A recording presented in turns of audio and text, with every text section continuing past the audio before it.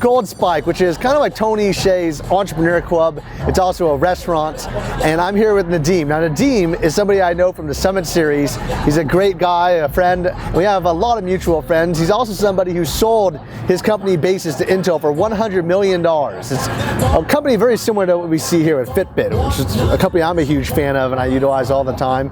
But he's somebody who went from a very interesting path. He went from social media, nightlife marketing into the study of biomechanics and biometrics, hooked up with a lot of mutual friends, some of the people you've seen on this channel that I've interviewed, and went and created this awesome company called Basis. Now he's creating a company called Biobeats.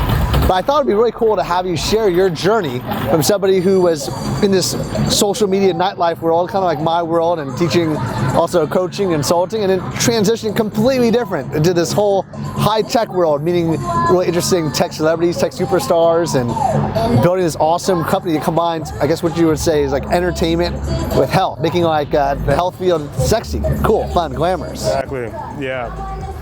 Yeah, the grand vision of merging entertainment and healthcare to actually achieve wellness. You know, I've always talked about kind of getting healthy being a bit of a chore. You know, the motivating yourself to exercise or just eating right. You know, choosing broccoli over burgers is not the easiest choice sometimes. So you know, applying things like game mechanics, things like the principles behind, sex, drugs, and rock and roll. Just making it fun, making it entertaining is something I've had a vision for a long time. I guess it started back, I've been, social media since '96, early days, as you mentioned, nightlife and throwing parties and running a record label. And when I'd finally kind of burnt myself out, body and mind, from too many nocturnal events, I really decided that, if I'm going to get into health and wellness, I had to bring some of my background into it. And it was really just one day playing video games, actually. I was playing video games, and I was like, what if my vital signs, what if my energy expenditure, my heart rate was connected to this game? What kind of experience would that enable? I started dreaming about it.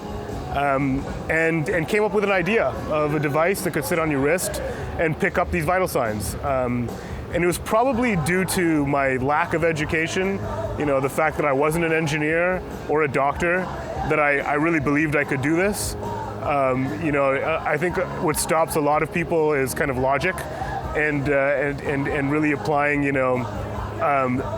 the limits, thinking about the limits of science. Whereas when you start merging different aspects and different genres, there's so much stuff that you're able to do. But of course, back then, the only way to pick up heart rate was in a chest strap, from like the polar chest straps or the fitness monitors, or a Holter monitor that's monitoring your cardiac health after a heart attack. And so coming up with something directly on your wrist that picked up heart rate was just absolutely novel. It was before the wearable health trend. It was before digital health as a term. And just around the time I came up with the idea and started twiddling around with how to put it together, flying back and forth to China to figure out how to do it low cost and putting components together and hooking up with laboratories at the Mayo Clinic and out at Texas Instrument, all kinds of things. I was fortunate, as you mentioned, I was fortunate enough to get involved with the Summit Series. This amazing group of entrepreneurs that not only kind of solidified that my grand vision was achievable, because it was grand and all kinds of crazy, so why not go for it? Kind of the ethos behind, go bigger, no small plans is one of the things they talk about. And then some of the amazing people that I met. People like yourself were one of the first people I met there. It was an inspiration, and some of the people we know mutually that both, believed in this gamification of health trend. So I met some amazing venture capital guys that were part of the Summit Series, and spent almost 4.5 years of R&D trying to put it together before I came to Silicon Valley. And once I got to Silicon Valley, raising the right amount of money was critical, but more importantly than anything was putting a team together. And that is the most critical. That's one of the biggest lessons that I learned of how to bring people into the team. And so from an eclectic background, from people from Google, people from EA, people that left Cleveland Clinic, and put them all in the same room. And that's when magic started happening. And you raised $40 million, but I remember watching one of your investors and also one of the founders, or I guess managing directors of Mayfield, Tim Chang. Yeah. He also provided you the mentorship, network, and resources. Yeah. What were some of the key pieces of advice that he helped so you could raise that first round, that Series A round, and later the Series B round that allowed you to get the success and the teams you needed? Yeah, no, as you mentioned, Tim Chang is a fantastic human being, but an amazing venture capitalist. And I met him early days, and he really did mentor me. I think one of the first exercises he ever gave me, which I thought was kind of crazy at the time, but he told me to pull out a big white sheet of paper and create a dream team. If I could choose my team, if I wanted Steve Jobs as my CEO, write it down. If I wanted Seth Godin as my chief of marketing, write it down. And so there I was, a couple of days later, creating this phantasmical dream team, and I didn't realize what really the exercise was teaching me, besides dreaming big, but was kind of creating this ethos of not just team members, but a culture that I wanted to create. So I was choosing people that I admired, that were obviously very good at what they did, but that I really admired. And so it was not just about building the team, it was also about building the culture simultaneously. And based on that chart, I didn't end up getting Steve as my CEO or not anything like that years later, but I did end up creating an amazing team of people that were very like-minded, and some of them were poached, right out of Google, right out of some of the bigger companies in the Valley, right out of Apple. And so those are some of the things, but really he taught me a lot about the model. How to raise money is much more than just how to pitch, or what is your company about and how to get that across.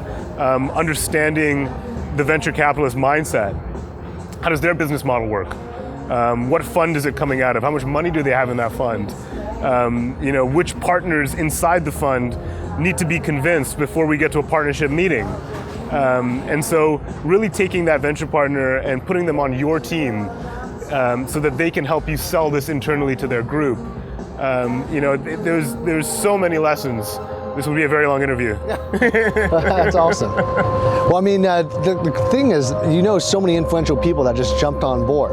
You were telling me earlier that you were speaking at TEDx, and then for your new company, Biobeats, you got a private, you were in the back room, and you got a private special guest with Will Smith, and he was like, I'm really fascinated by what you're doing, and I really want to find out what's going on, and I came here just to meet you, and then he got involved. And now, the thing about that I found really interesting is that everyone keeps telling me that you're an amazing guy at doing the pitch.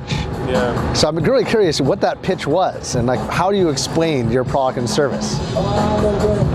That's interesting. Speaking of the pitch, I think one of my greatest beliefs that I've grown up with and that I share with you is that the greatest skill set we can have, and not just in business but in life, is our ability to communicate, our ability to socialize. If happiness, if we're to achieve happiness, as most of us know, it doesn't come from money, it doesn't come from material things. It comes from the quality of our relationships. What is the quality of our relationships with our friends and family? And in order to achieve that quality, it's necessary to be able to communicate, to relate, right? To be on the same energy level as people. And so, a lot of my pitch is not a sales pitch. It's a communication style. It's something that I've learned over time. It's more about building a relationship. So my pitch is really about building a relationship and understanding what we both can achieve out of this thing. Even if it's just a joint laugh, even if it's just a communal laugh, right? That's sometimes just enough to solidify a relationship. So, I've never really been starstruck in my life, but coming face to face with the Fresh Prince was pretty awesome. I think I'm born and raised out of Africa, and I've been doing this a long time. I was selling oranges on a street corner when I was 8 years old, so I've been doing this a long time. I learned a lot of English from watching the Fresh Prince. And so I did. Yeah, back in the day, it was like Saved by the Bell and Fresh Prince. That's where I learned a lot of English. And so, yeah, meeting him was fantastic. What really resonated between us was using the voice and the power of entertainment to further advance the cause of healthcare. Healthcare systems are broken, right? We all know that. They're treating the outcome. They're treating a disease state that's already occurred. That's what 90% of dollars in healthcare go to once someone's already sick, hospitals. And so what about preventative healthcare, preventative care? The education, some of the step count stuff that you're doing, being able to get into better physical shape, mental shape, in order to avoid entering the hospital. And that means educating the youth. And how do you educate the youth? You got to make it cool. You got to make it fun. You got to make it sexy, right? Otherwise, who cares, right? And what's that motivation, right? Like when I'm 20 years old, the motivation is not to avoid heart disease, right? It's to have a better quality of life, right? To have, be better on a surfboard, if you will, or whatnot. And so that really resonated in the entertainment community with people like Whit Smith, with people like Scooter Braun, and a few other pretty amazing people that really understood that we could put our collective voices, our collective resources, our collective fan bases together to advance this cause of healthcare. Well, what is your game plan for BioBeats? So BioBeats, the vision, the grand vision is something that I call adaptive media. So I've been picking up vital signs for a long time, and I was namely after heart rate variability, the ability to understand stress.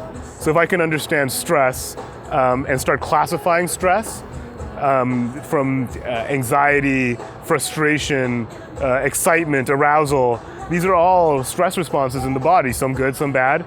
But imagine if we could actually pick up these emotions and utilize them in real time to our entertainment systems. So what if you had a music playlist that adapted in real time to how you're feeling or even how you want to feel? So it understands that I'm in a certain state, I'm in a certain mood. I'm very much more leaning towards a hamburger and Netflix tonight. But there's this fantastic yoga class that I love doing. So adjust my music, adjust the temperature in my house, adjust everything around me so that it'll help me get into that mood. As we know, we're heavily influenced by music. It can change our state instantly, as we all know, right? When your favorite song comes on, you can't not tap your feet or get up and dance, right? And so how do we utilize that to motivate our biology in real time? Imagine playing video games, and it understands your state. Like a scary scene, understanding how scared you are, the rhythm of your heart, so that it can actually adjust in real time and scare you at the right moment. I call it adaptive media. It's a grand vision. We're definitely collecting lots of data, but right now we can understand it in trends using smartphones and devices. So any device, pretty much all the devices that are out there right now, from Fitbits to the Microsoft Band and Jawbone and whatnot and Apple, we can start looking at using the Apple Health Kit, all types of things, but more importantly, just through the traditional smartphone. There's so many sensors in your smartphone right now that we can utilize those to understand how you're feeling, how long you're sitting, what's your gesture pattern, your breathing rate. And so we use those in macro trends, and right now we're looking at worker productivity. We're helping employees from corporations become less stressed, over time. We're just publishing a white paper right now that has some groundbreaking information in it. There's something that we started to be able to measure, which is really interesting, called rumination. How much you're actually worried about work when you're not at work. And it's an interesting, it contributes significantly to our stress levels, but there's not really been a way to measure that. And we're starting to derive data and being able to start measuring that. How does your phone app work now? So there's an app that it's primarily for data research purposes. It'll come out again in a more consumer version in a few weeks. It's called Here and Now. It's on the App Store. And it basically allows you to do breathing exercises. So you can understand, your pattern and what's going on with your system. But the iPhone, or all phones, have a camera and a flash. And just by utilizing that, by putting your finger on the flash and the camera, we can look into the blood flow within your finger. And that blood flow basically looks at the pattern, the rhythm of your heart. So we can look at heart rate variability, and we can understand your stress level in that moment. If you do it on many days over time, we can look at the trend. We can even start looking at how restful your sleep was the night before, based on your breathing exercises and your heart rate variability. So we're in a heavy data collection mode right now.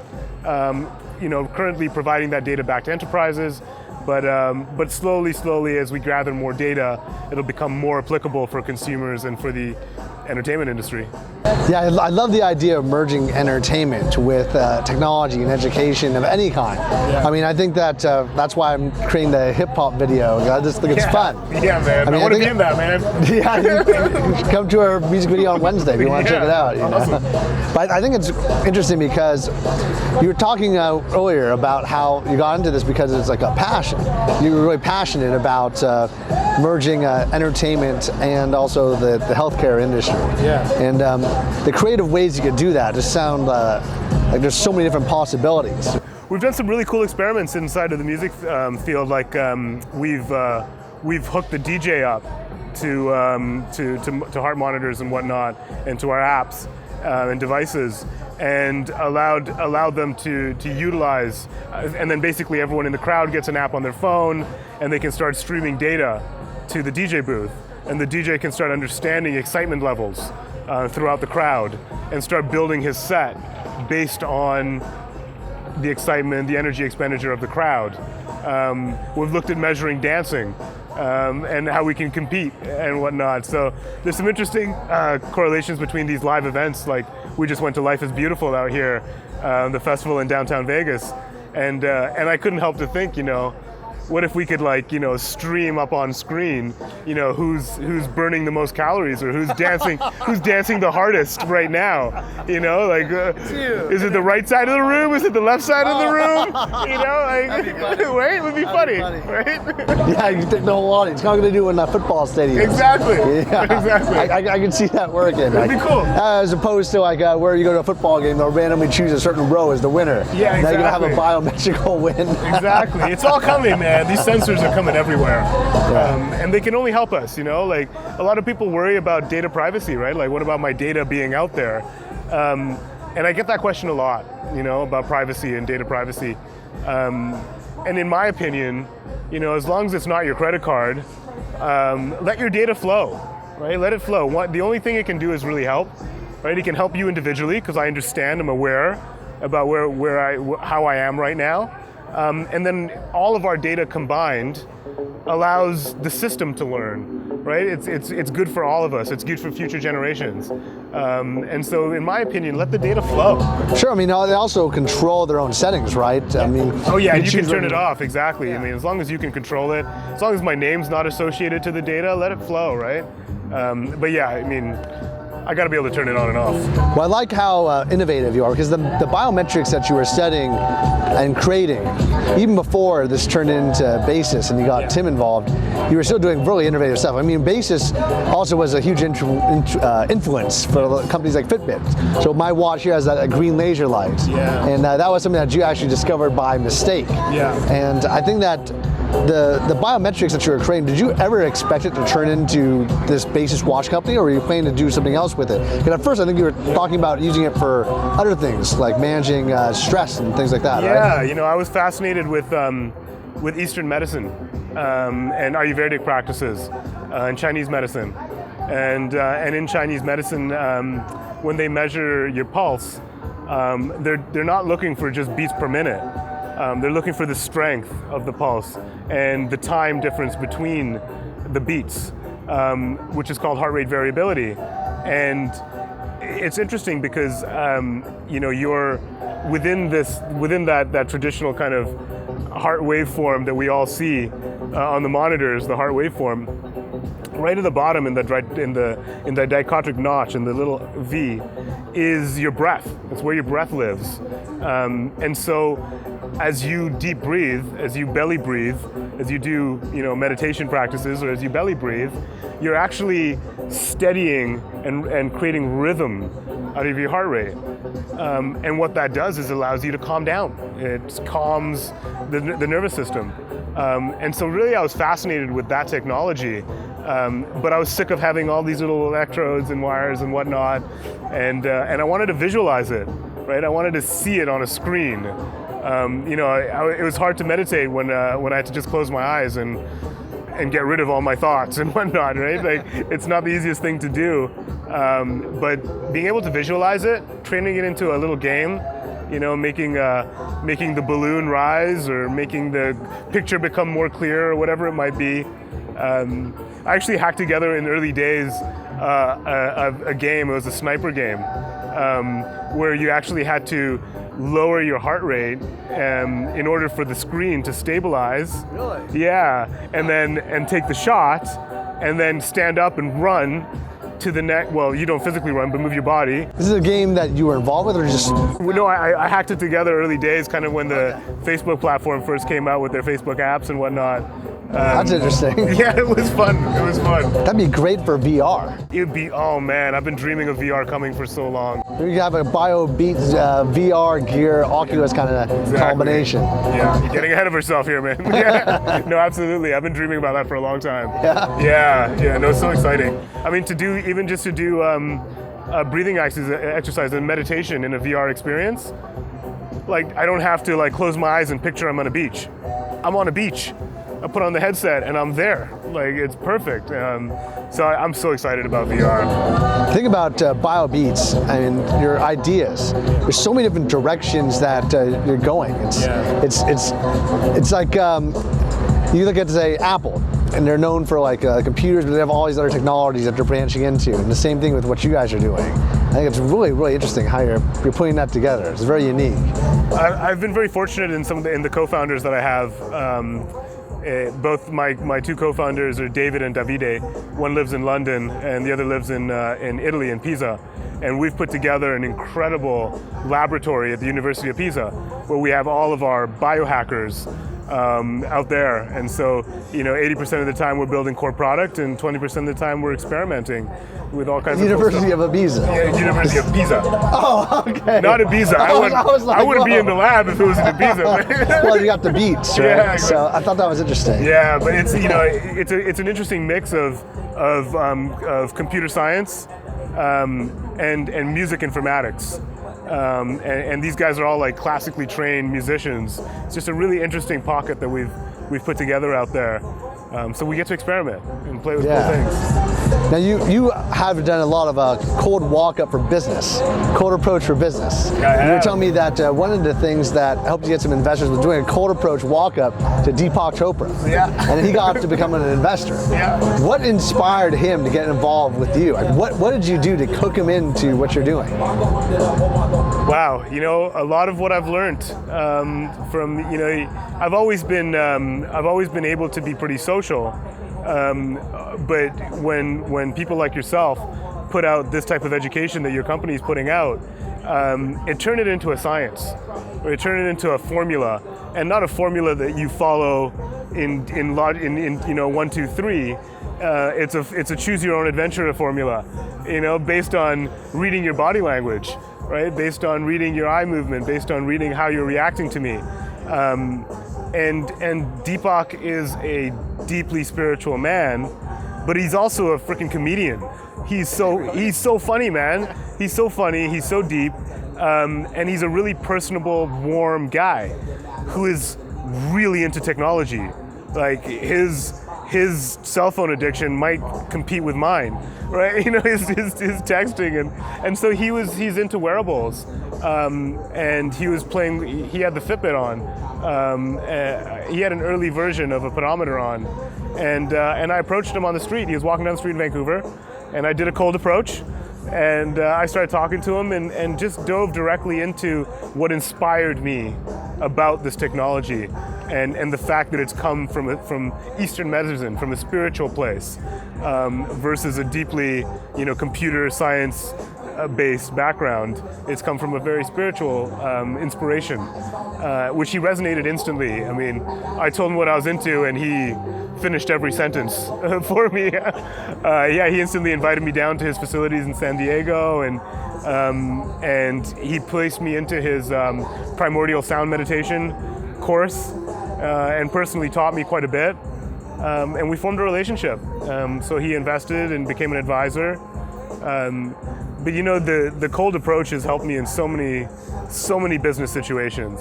Being able to go in field at a conference, at a networking event.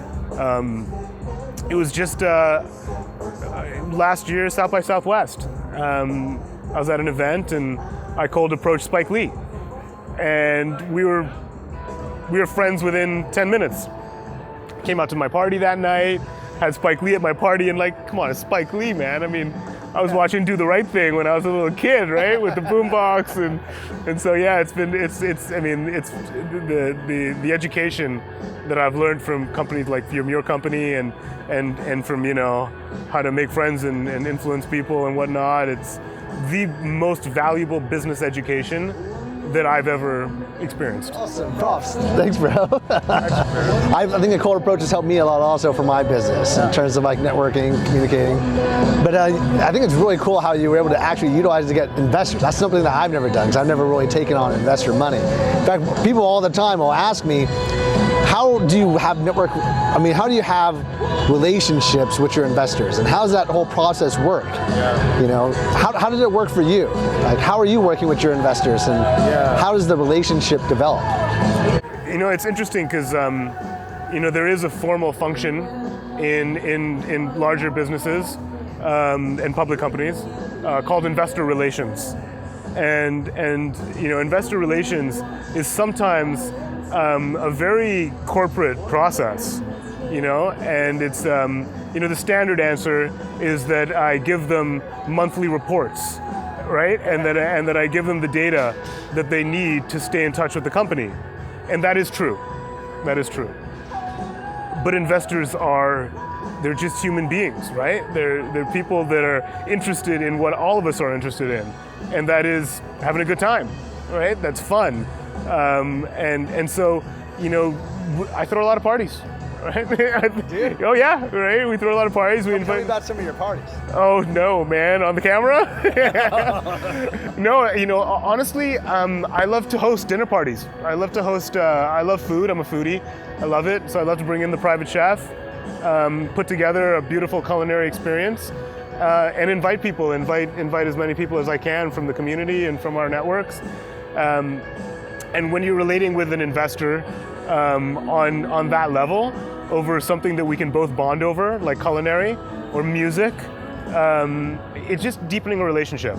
So, the worst thing is to just take the money and disappear,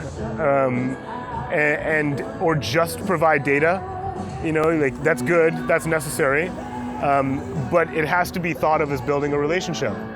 So just the same way as I'm gonna go on a cold approach to date 1, date 2, date 3, date 5, date 10, it's the same escalation, right? It's just building a relationship over time and treating it the same way. I've been very fortunate to be part of some of these entrepreneurship networks where our business life and social life are just completely clashed. I mean, we're sitting here at the downtown project, and we're both buddies with Tony, and I've had the time of my life over this weekend, over a festival, dancing, looking at art, listening to speakers.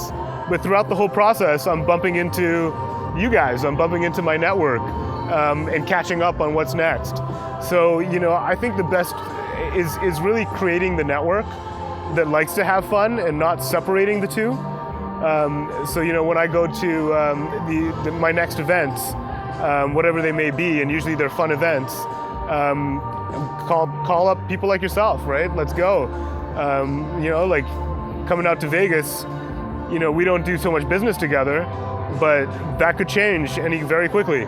That could change at any time. I find it interesting that when you're in a certain social circle of success of any kind, your paths always cross and your friends always cross. Yeah. I can name dozens of people that we know because of mastermind groups we met, but also we'll also just randomly cross paths because of the same places. Yeah. I mean, we were just walking into this restaurant by coincidence because I'm hungry. Yeah. We walk into Matt, the founder of WordPress, and you were partying with him all weekend and didn't even know who he was. Yeah. You're like, wow, that's cool. And I was like, wait a second, we actually were hanging out with him.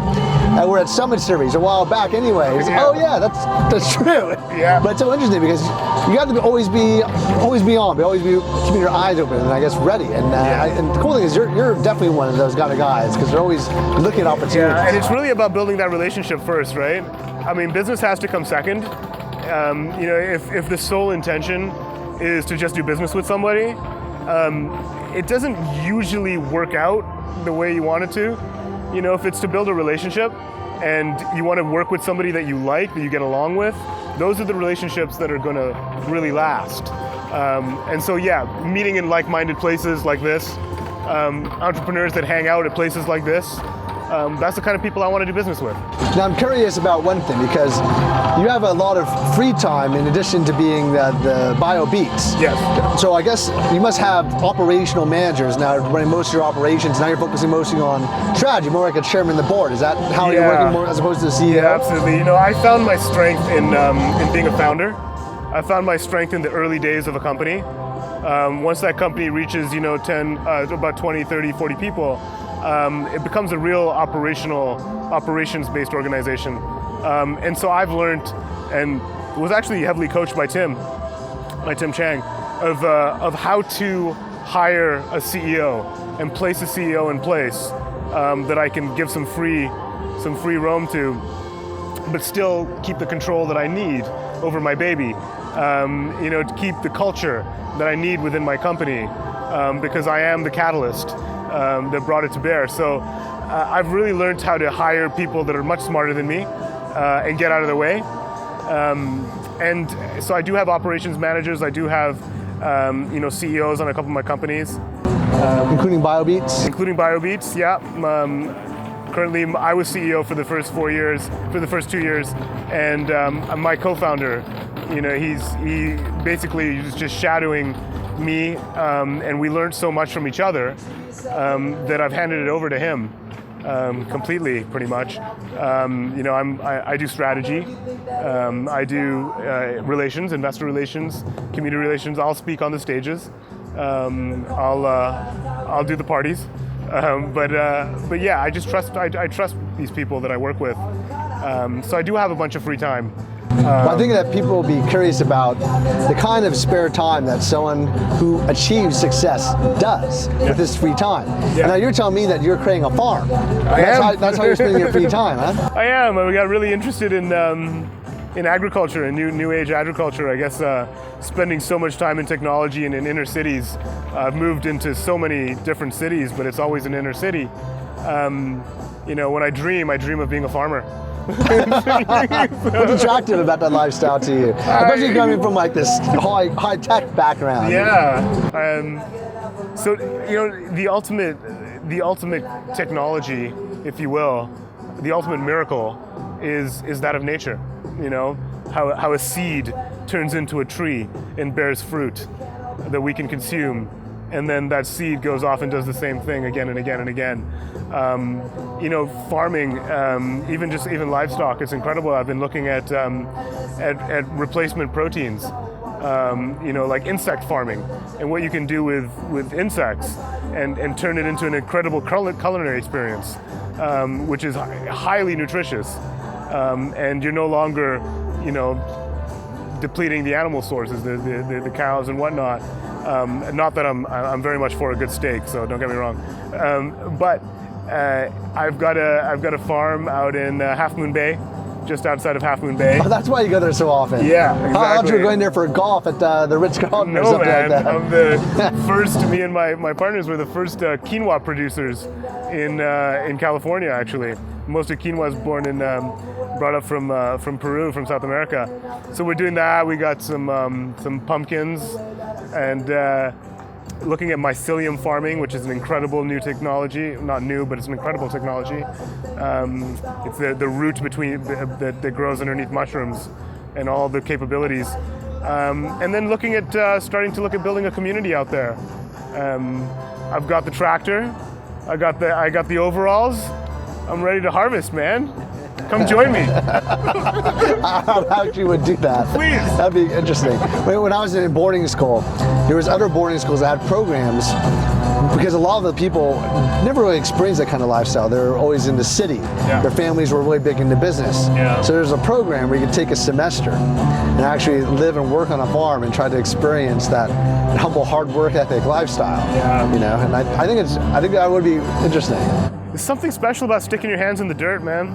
There's something about that, after a hard day on that farm, there's a level of satisfaction that's hard to achieve, But what percentage of your time is actually on the farm versus like going out in the major city and networking and building relationships? And I'd like it to be more, but it's a few days a month. It's a few days a month. That makes more sense, because Yeah. I can see you doing the farming thing and getting a farm. Yeah. But I also see you more as like the sophisticated, cosmopolitan kind of guy. Yeah, man. I'm out there looking at like, how do I get drones to do this work for me, right? Yeah, that'd be awesome. I mean, they're cyborgs. We Exactly. could have you work with Biometrics and create the first cyborgs that could be farmers for you. Yeah, well, that's one of the dreams with Biobeats is that artificial intelligence is happening and robots are happening, and if they're not emotionally intelligent, humans are in trouble. They need to have empathy. They need to have sympathy. Reminds me of that TV show, Person of Interest. Have you seen that? Yeah. Great TV show. I spend so much of my time watching really good TV shows, so I'll quote TV shows just as often as my business partner quotes books. He quotes books all the time. That's awesome. But thanks a lot, man. This has been a lot of fun. Yeah, absolutely, man. Yeah, cheers, bro. If you like this video, please subscribe to my channel.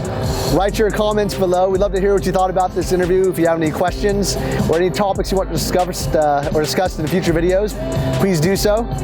And thanks for watching. Cheers.